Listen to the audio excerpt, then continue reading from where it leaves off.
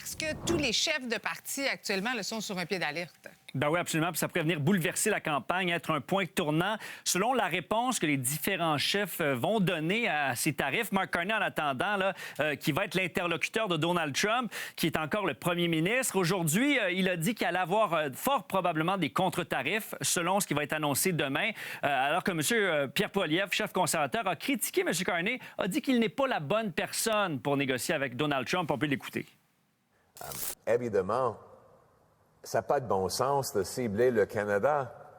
On est le meilleur ami des États-Unis depuis des centaines d'années. M. Trump voit une faiblesse en Mark Carney. C'est pour ça qu'il continue de supporter Carney pour devenir premier ministre du Canada. Il a déjà annoncé qu'il veut que Carney gagne. Et on sait pourquoi. Parce que Carney va garder le Canada faible.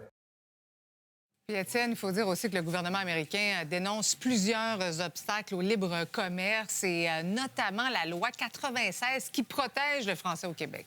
Absolument. Est-ce que Trump est contre la loi 96? Ça, c'est pas certain. Lui n'a pas parlé contre la loi. En fait, c'est le représentant américain au commerce qui a publié un rapport qui dit toutes les barrières tarifaires contre les États-Unis par tous les pays. Il y a des milliers de barrières tarifaires qui sont dénoncées. Mais concernant le Canada, là, on parle particulièrement de la gestion de l'offre, également des règles concernant le contenu canadien sur les différentes plateformes. Il y a même la SAQ, hein, les monopoles d'État qui vendent de l'alcool au Canada. Bien, les États-Unis dénoncent ça. Et on a nommé la loi 96 également dans ce rapport-là, publié dans les dernières heures.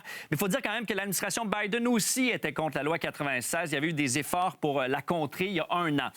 Par contre, aujourd'hui, c'est devenu un enjeu central de la campagne. Les différents chefs en ont profité pour attaquer Mark Carney, qui est en avance dans les sondages. Ça a été le cas du chef du Bloc québécois, qui a dit que Mark Carney et Trump étaient des ennemis aux Français. M. Poilievre a dit un peu la même chose également dans son attaque contre M. Carney. Alors que le NPD est plus nuancé, mais dit quand même qu'il faut défendre notre langue française face au gouvernement américain.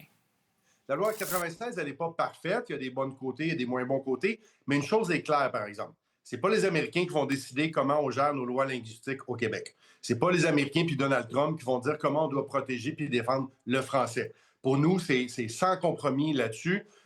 Tous les pays du monde font respecter leurs lois, leur langue. Sur les produits, les importations, on va faire la même chose avec les Américains. Et M. Carney, lui, s'est défendu contre toutes ces attaques-là aujourd'hui. Il a dit que même s'il est opposé sur la loi 96 concernant la clause non-obstant, il la défendrait face à Donald Trump. Il défendrait également la gestion de l'offre ou encore la culture francophone. Donc, voyez-vous, c'est devenu un enjeu de campagne, mais ça nous est un peu envoyé par les États-Unis, là, une balle courbe dans notre élection.